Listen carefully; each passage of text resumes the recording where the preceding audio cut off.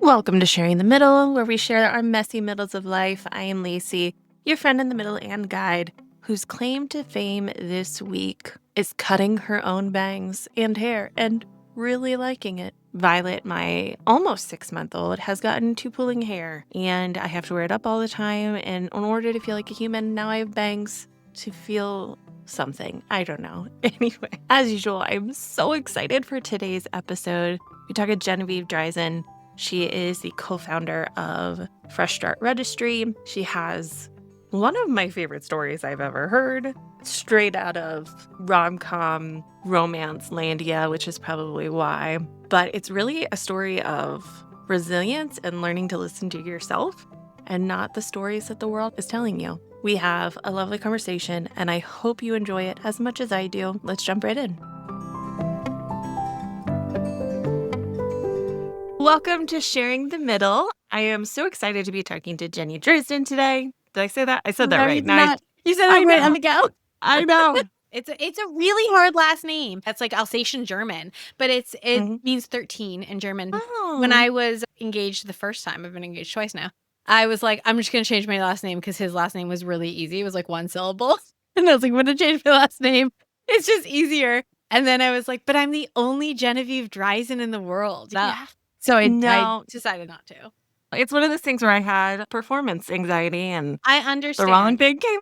And I'll tell you, Lacey, my whole life, I know that when teachers are reading the roll call and they pause, that's me. I'm here. Because Genevieve Dreizen, which is my full name, and you asked before Jenny or Genevieve, and I said Jenny. It's a lot of name. Why I've been Jenny my whole life, because a little 6-year-old is like, Genevieve, nobody can say it. Dreizen, nobody can say it.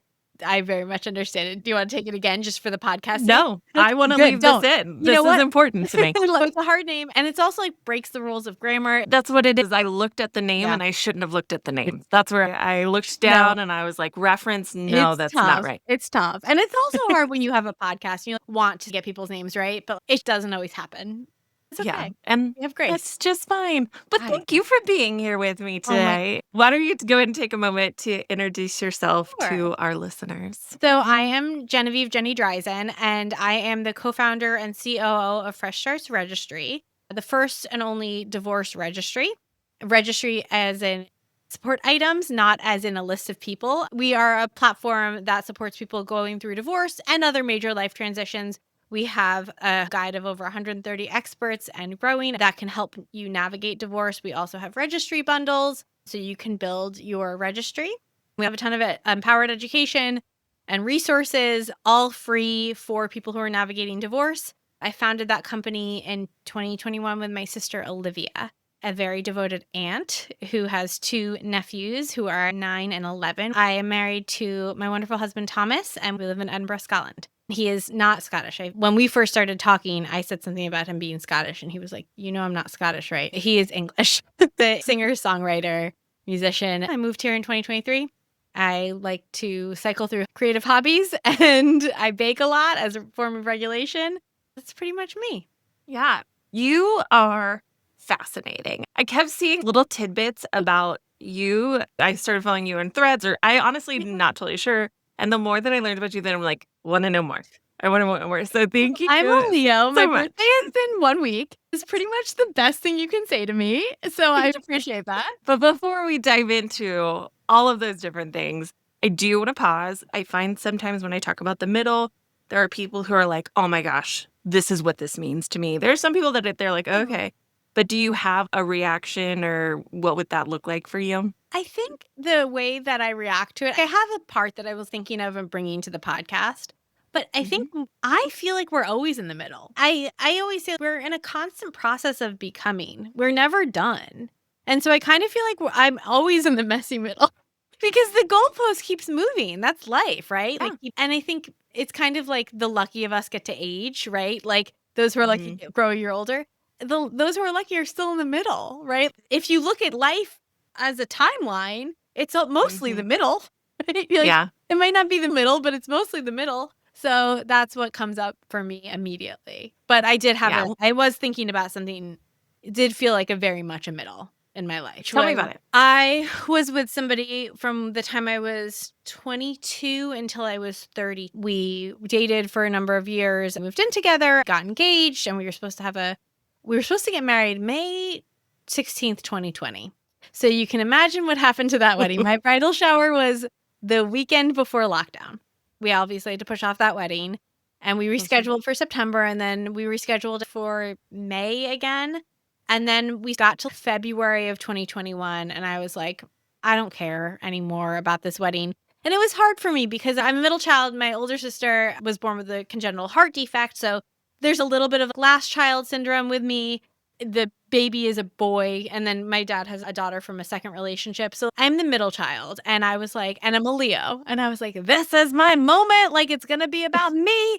And my fiance, I wasn't like a bridezilla, but it was like, this is my moment. And to be honest, my fiance wasn't super interested. He wasn't interested in wedding planning, only when it was really annoying asks like, can we have a bonfire on the property? And I was like, at the historic Vanderbilt mansion, we're having the wedding.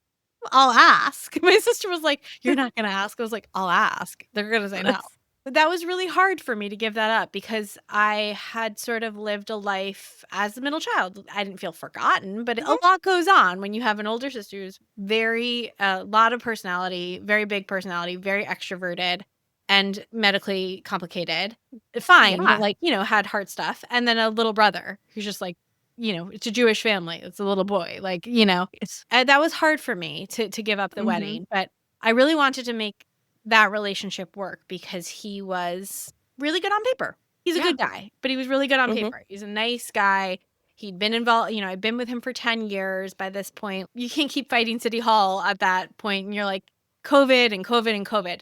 So I said, okay, screw it. I was a professional wedding officiant for 10 years. And so I had done so many weddings, and I always really loved the weddings that were really small or where they had the ceremony really private. And so we had already planned to do the ceremony on a Thursday with just our families. And then the wedding was just going to be a party, like on a Saturday. Thursday, Friday night, people were going to come into town. I grew up in this wonderful town on Long Island called Huntington. It's wonderful. Yeah. So everybody was going to come. We were going to get an Airbnb, have some friends stay with us. We were going to do the welcome party at this really cool place in town. So it was going to be Thursday, Friday, Saturday. So I was like, we'll just scale back to the Thursday event, do it at some point. And I was like, well, let's have a baby. And we were talking about that. And our 10-year anniversary came. June came around and we were talking about starting to try to have a baby. And he just wasn't like, you just could tell he wasn't like thrilled about this idea. And that's a really horrible position to be in, to be like, yeah, I wanted to be with somebody that wanted to be excited to have a kid with me, and it had always been something I was really clear about at that time. We ended up just having this really, is this whole day, Lacey, like, I know I'm supposed to get to the middle part, but the story so quickly because it's one of my favorite stories. My dad lives in Manhattan. My parents divorced when I was 7. My dad lives in Manhattan. At the time my brother was living with him, my brother was like 29. They had a cat. The cat was named Elvis. It was Thursday morning, Thursday, June 17th. They were supposed to put the cat down. The cat was very ill. The plan was that my brother and my dad and the cat's corpse were going to come to Queens where I lived because I had a car. Still have a car. It's CRV, lives on Long Island, and meet up with me and my brother's girlfriend, who's now his fiance. For some reason, my ex wasn't going to come with us. I don't know why. We were all going to drive my car out to my mother's house, who had agreed to let my dad bury his cat in her front yard because they wanted to have a place that my brother could visit the cat. Okay. So my mom and my stepdad have been together since I was about 7. It was going to be my dad, my brother, my brother's girlfriend, cat's corpse, and my mom, my stepdad, my sister, and her 2 kids, and me. We were all going to do this funeral. And again, retroactively, I'm like, why was my ex not going to come? He was very involved in the family. The night before this, my ex and I just sort of fall into this conversation of what's not working. And he was like, let's not talk about it. And I was like, let's talk about it. Knowing that my dad was going to come the next day. And if I couldn't drive my car because I was too upset, my dad could. And so it was kind of like, I knew myself well enough to know that I could sweep it under the rug, like I could be like, no, it's okay. You'll grow up eventually, And so we had this conversation and we packed up my stuff that night. Oh, in the conversation, he said, he started the conversation. I'm amazed that he's never heard me say this on a podcast, but he seems to not have heard it yet. He started the conversation by saying, I don't think I love you anymore, and I don't think we should have a baby together. And I was like, that makes sense because it doesn't really feel like you love me. And I took off my engagement ring that I love. Can I just pause right there? Yes. I feel like to me that sounds like an end of a conversation. I know. My best friend's husband was like, did he say that to anyone before? Like, did he try that out? Because I don't think he did. I think it just came out. And it's funny because he was the one fighting, having the conversation. You don't love me. Why would you not want me to know that so I can go live my life? Yeah, it does feel like the end of the conversation. And it kind of was in a way. But I loved my engagement ring. I will say this. If you ever think about that you may want to resell your engagement ring, don't go with super thin gold and a black diamond because I got $70 for it and it was a $2,000 ring. So I took off my engagement ring and he wanted me to keep it. For all the people that are like, you should have given it back, he wanted me to keep it. What was he going to do with $70? I took off my ring, dramatic Leo, right? Take off the ring, put it on the table. I just knew my life was going to be beautiful. I saw the clouds part and I was like, my life is going to be amazing. The next day, my dad came and my brother and we packed up my stuff. I ended up having to go back 2 more times to get the rest of it. I moved out to Long Island and it was amazing. I don't have to live an hour away from my sister anymore. I can live in the town. We can be together all the time. And I moved into this really sweet apartment. It was the first floor of a house from the 1800s. And I filled it with furniture, like $10,000 worth of furniture and everything that you need. I left with basically just my clothes. That year I lived in that house was my messy middle of figuring shit out. It's funny because I was like, I'm going to be with my sister all the time. I call it my allergic to people year. I could not be around anyone. I was so sensitive. I gave up the lease at the end of the year, and we'll get to that. But in that middle time, one of the things that happened was that I had, in 2010, my mom and I had been in Scotland because my brother had gone to university here. We came to visit him, and then we came to spend a couple of days in Edinburgh. I walked into a museum. My mom and I had walked into a museum, which we found out later was the wrong museum. It was not the place that we intended to go. There were 2 people working there. And my mom is gorgeous and an artist and a flirt. And there was a handsome guy and she beelined him for. But my mom is also a great wing woman. She talked to the guy and then she was like, hey, get in the game here. I started talking to this guy whose name was Thomas. And we talked for like 20 minutes. He said he was writing some poetry. I said, oh, I write poetry. He said, do you know any competitions? I said, yeah, maybe. And then we, my mom had just gotten Facebook. So she was giving her Facebook information to everyone. And we became Facebook friends. He emailed me the poems. I felt really stupid because I didn't know anybody. And so I just never answered. But we would keep up on Facebook. I would like his status. I knew when he had a girlfriend, and on the 10th anniversary with my ex, I had liked something of his on Facebook, Thomas's, and he messaged me. It was a very flirtatious message. And I said very politely, it was like, I'm engaged. And but I knew there was some sort of interest. And it was weird because how do you explain to somebody I talked to this guy for 20 minutes once in 2010, but I just have such a good feeling about him. And so when I broke up with my ex, I'm back living at my mom's for 2 weeks and trying to figure out my life. I got the apartment within the week, but I couldn't move in right away. I messaged him and I said, I'm single. I made a big life change. He said, what did you do? I said, I ended my engagement. We started talking. I booked a ticket to come see him 2 days after we started talking, which was a lot. Both financially a lot and emotionally. I was going to have to quarantine in his apartment for 10 days, which at first sounds really cool. And then you're like, that doesn't maybe sound so great. So then I canceled it, ticket 6 hours after I booked it. And we started talking every day. And it was interesting because a lot of that time that I was in that apartment in that middle ground for the year was me just doing a lot of thinking. And I had to really figure out. So Thomas and I started talking all the time. He was on a furlough, so he wasn't working because of COVID. And he was naturally a night owl. So we would start talking out his time and stay on the phone sometimes for 6 hours, Skype for 6 hours. And then we'd be in touch all day. And I would literally go out on walks by myself, no headphones, and just be like, and we said, I love you within a month. I'd be like, do I like him? Do I love him or do I just love the story? And I really had to do some real thinking because I was like, what am I doing? I'm finally on Long Island, and I can't just be like, yeah. And at this point, we never touched. Like, and I went so then September came and no, October. I booked a ticket for October to come back here for 2 weeks, which was a pretty big leap of faith. At this point, we've been speaking every day and night for 3 months, right? So I kind of knew him. 2 weeks is a long time. 2 weeks is a long too. time. One of the things that I always tell people is when I first booked the ticket that I ended up canceling, after a while, the adrenaline comes down. I really wanted him to know how much I liked him. And I was still dating. And I wanted him to understand that even though he didn't expect me to stop dating, I've been with somebody for 10 years, but I wanted to be like, I like you so much. This is what I'm willing to do, which isn't a great reason to book a ticket.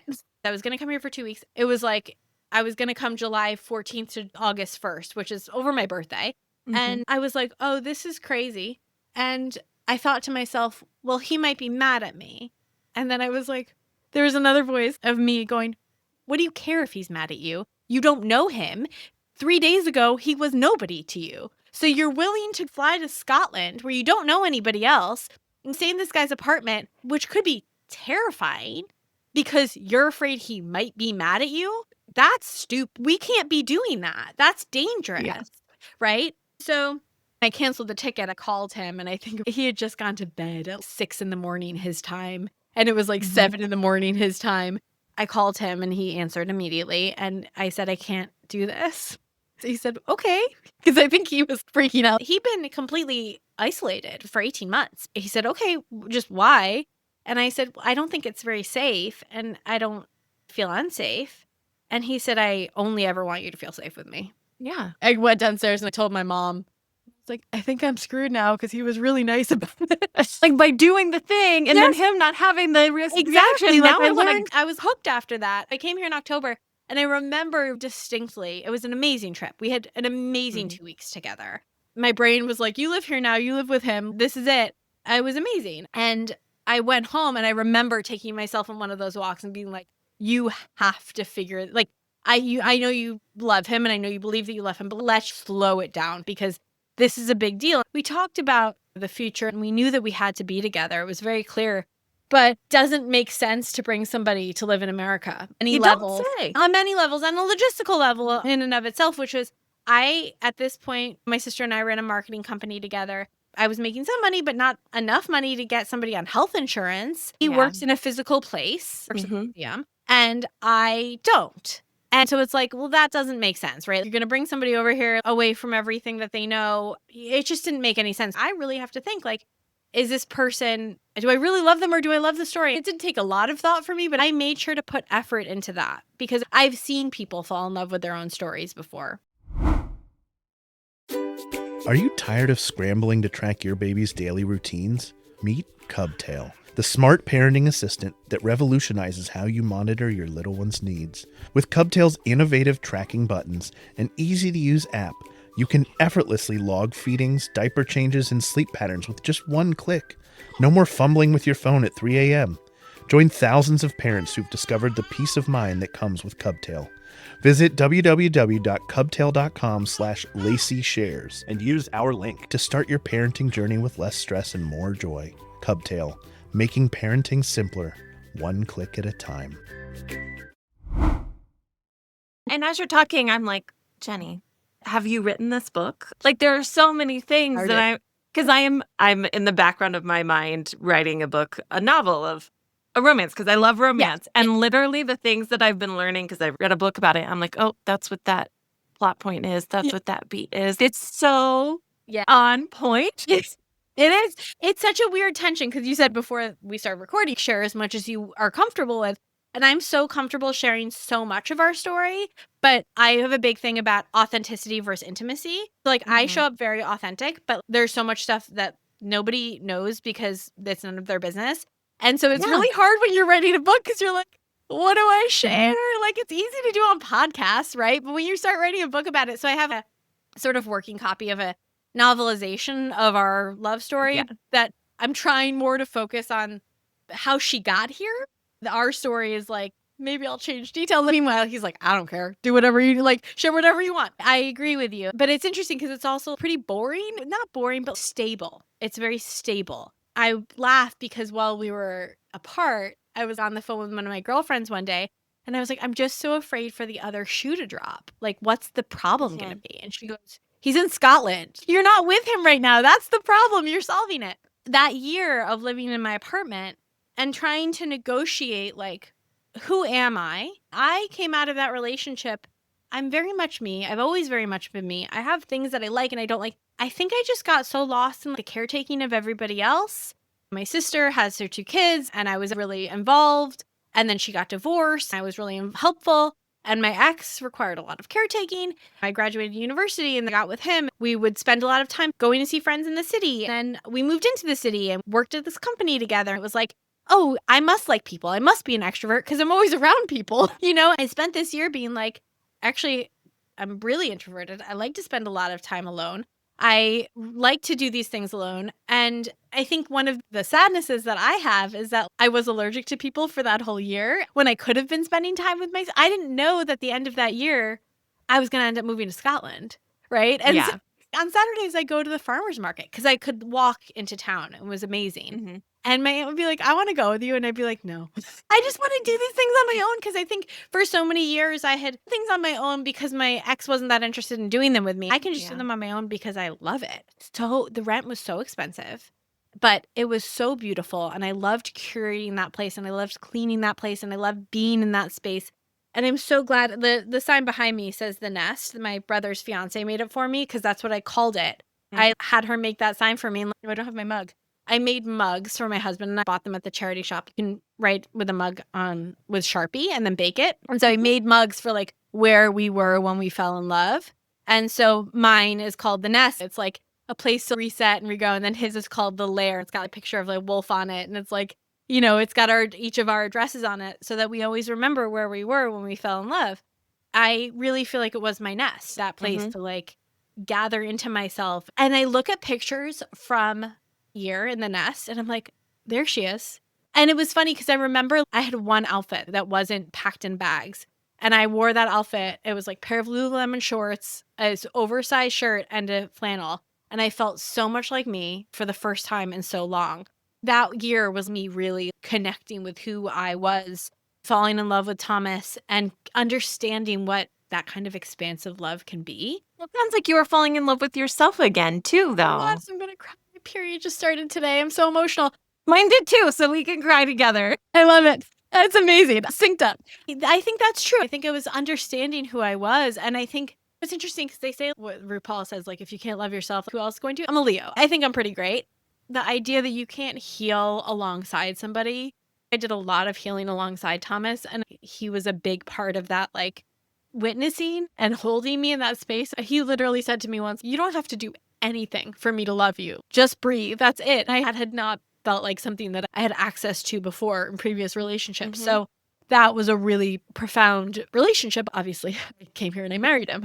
Pause for a second, because there is something so interesting here, and I don't know how to articulate it yet, so bear with me. When it comes to the story that we tell ourselves, it sounds like you had this idea or story of what your life would look like. And you tried so hard to make that work for 10 years, right? And that was the wrong story for you. The more fantastical, romance-worthy story that you were worried about, that's what felt safer to you. Like, how beautiful. Like, that is so contradictory to what we would think would happen. But that's so freaking beautiful. I think that's a great way to put it. And I think you're so right. And I think it's funny because I think my dads, my bio dad and my stepdad, who I'm very close to, I think they both feel safer with me here in Scotland than they did with me in Queens. 40 minutes from them both. I think they know that somebody is looking out for me. You know what I mean? That man will not let anything happen to me. I think to your point, I kind of feel like I tried to be normal. It just was never going to work for me because it's never been the normal way. Nothing's ever been the normal way for me. And so I feel like, I completely agree. This fantastical thing, I literally wouldn't move to upstate, like right outside New York City, like upstate New York, like Cold Spring. with my ex because I wouldn't be off of Long Island, like the geographical Long Island, because I was like, I need to be able to walk to my sister if something happens. And so it was a really big deal for me to move to Scotland, but it also didn't feel like a really big deal because it was like, well, I have to be with this person in a high oxytocin way, but also in like this is a person that regulates my nervous system. Like this is a person we breathed just before this. He came into the office and he grabbed me and gave me a hug. And I could feel him regulating my breath while we were together. This is a person that understands me on a very deep level. And so, yes, like was a surprise that it wasn't the guy that grew up in Brooklyn. Thomas hasn't met my sister in person, but he is my home. And he's the person in the place that I'm supposed to be with. But I had to understand who I was to allow that all to happen and to let that set into motion. Benny, I needed to hear your story today because I'm realizing as we're talking, for a lot of my life, I had this like kind of thing in the back of my head of wanting to live, quote unquote, a big life, right? And then life and being a woman and circumstances made me take that and be like, no, that's not for me. I'm not special enough for that. In the past 3 years, chronic illness onset and changed my life. But since then, I've been learning that maybe that was wrong. Maybe a big life isn't what I was thinking of as a big life. Like I can have more than one thing at a time.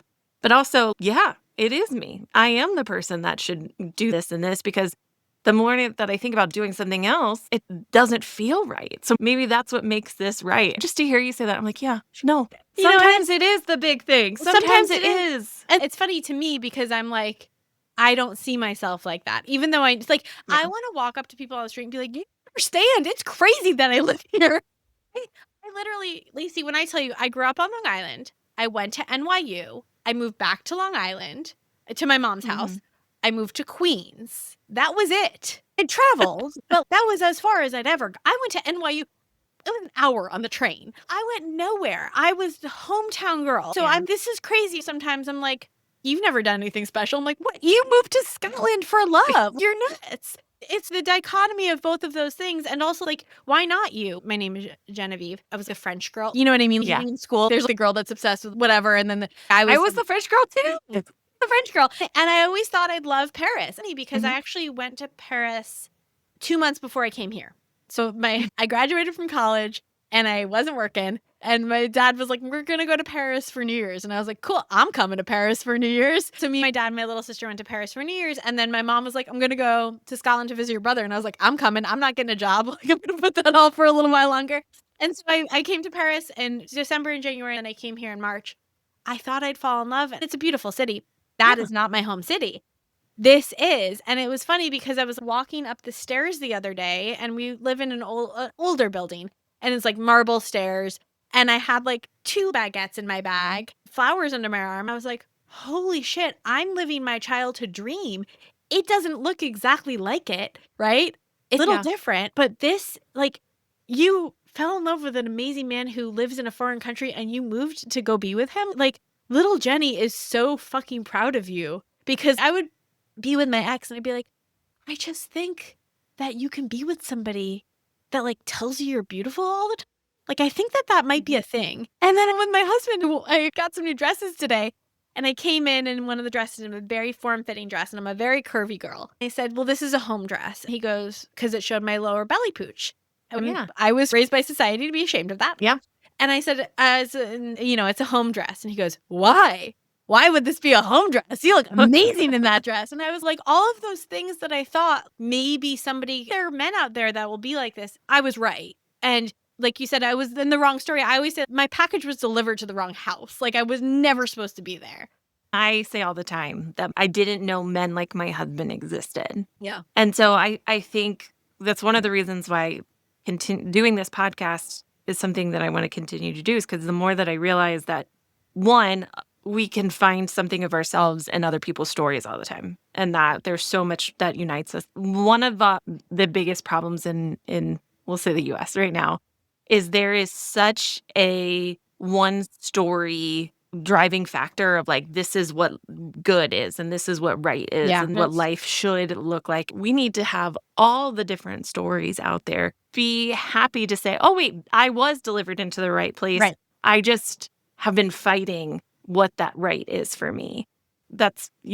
Thank you. You're like reaffirming why I do this. And Yeah, I always say to my husband, I couldn't have even asked for you because I didn't know that Yeah. this existed. I didn't Like, know yeah. that there were men that sports weren't their biggest interest and priority in life. Yeah, I yeah. just didn't even know that I existed. can't. I mean, my ex told me that I shouldn't expect him to hang out with me at our wedding because he saw me all the time. And it's one of those things where I'm like, I can't get Yeah, it. you're like, I And get it. But then my husband and I decided to elope because we didn't want to see anybody else on the day of our wedding.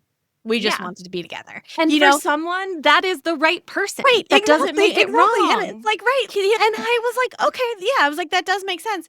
But in reality, that's not what I want. I want somebody, Yeah. like I said to you, I don't know if it was on recording or not. Like my husband and I, like in playing like musical beds this week because both of us have had back issues.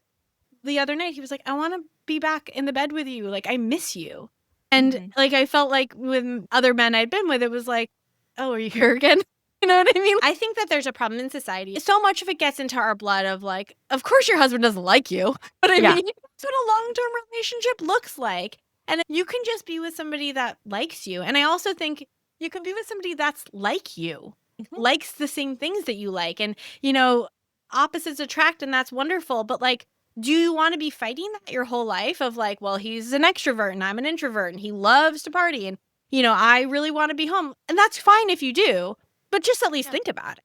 Because I think for me, it was my ex loved camping and hiking. I do not. I said to him, when we broke up, you should find somebody that happily does that stuff with you, but you shouldn't try to convert me into that because it's never going to work. But you can just be with somebody that likes you and that is like you in a lot of ways. Well, we are getting to the end of our time together. Thank you again, because I needed your story today. What would you say is like a piece of advice? Now, it could be related to your story, not related to your story, but what is a piece of advice that you love to hear or give? It doesn't have to be bad for it not to be good. Ooh. Like, you're allowed to want more. It doesn't have to be, my sister and I have very different stories. She had an emotionally abusive experience. I did not. And when we broke up, he said, it's going to be fine. And I said, hold up. I said, we have fine. We found fine. I said, we have to go find great. That's our responsibility now, is to go find great. It doesn't have to be bad for it not to be good. I don't think that there's any bad reason to end a relationship, because if you're willing to end a relationship over a bad reason, then that should be ended. And therapy is important, and part of that. My attachment styles, obviously, I recognize. But if you're willing to end a relationship because of something like that, sign. Yeah, it's a sign. And so you're allowed to just want more. You're allowed to want more love. You're allowed to want more passion. You're allowed to want more laughter. You're allowed to want more connection, more intimacy. It is allowed. That doesn't make you needy. That doesn't make you high maintenance. You're just allowed to. Listen, I don't know if you're going to be successful finding more, but you're allowed to go try. Well, where can people find you? I'm on Instagram and Threads as Genevieve Dreizen. You can find us, one word, Genevieve Dreizen. Put it in the show notes. You can find Fresh Starts on Instagram at Fresh Starts Registry, freshstartsregistry.com. If you are looking for any resources, you're navigating divorce or major life changes. My sister Olivia, who's the CEO, does free 15-minute divorce resource consults. So if you are navigating divorce, if your best friend or your sister or your parents are, and you don't know where to start, or they need resources or they're overwhelmed, book a divorce resource consult with her. She will send you a massive email. I asked the other day, I was like, I've never seen the email. Can you send it to me? It's this email with tons of resources, expert recommendations. We refer people directly to our experts because we know and trust them. If you're looking for any of that, we also have 2 free PDF/ebooks on the website. One is called Your Divorce Support Team, all about every question to ask when you're going through divorce, like ask your lawyer, ask a therapist, so you can vet people appropriately and also make sure you're getting the information you need. And then we also have What to Consider When You're Considering Divorce, which is a book and a workbook that takes you through everything that you need to think about, paperwork that you need to find. I just finished formatting. Olivia has to do a second pass on our 3rd book, which is called How to Get a Divorce as a Stay-at-Home Parent, which is a resource for people to figure out, because this is a question we get a lot, which is, I haven't made money in 10 years. How do I get divorced? Those are totally free, and we don't collect emails for those. Like, we're really obsessive about the privacy of people, that we don't want people to feel like we're tracking them. Then if you are a divorce professional looking to get in on this, we run a membership community for divorce professionals. It is $25 a month to be listed with some other benefits like professional networking, having your events shared. And then for $55 a month, you get your listing and you get all your events shared, you get professional networking. We also have 7 offerings a week, including 2 hours of open office business coaching. You can come on our podcast as many times as you want. We have 3 podcasts that you can come on. And we do PR and media placements for our experts. So it's a really good deal for $55 a month. Yeah. And we are growing. I set a goal this month for a certain amount of experts, and we did it. We 4X'd it, I guess is what you would say. Oh. So that's exciting. We're growing fast. We're looking for divorce lawyers and therapists in every state so that we're covered. Mhm. So if you're one of those and you hear this, reach out to us. We are hi@freshstartsregistry.com. Awesome. Thank you so much for sharing your story Thank you. and your middle with me and everyone today. I really enjoyed our chat. Thank you for having me. It was so enjoyable. I love talking about this stuff. I think it's so important because I think you're right. Your story is somebody else's roadmap, and you don't know who's going to help. Hey, thanks for sharing the middle with me today. I hope our conversation resonated with you wherever you are in your own messy middle.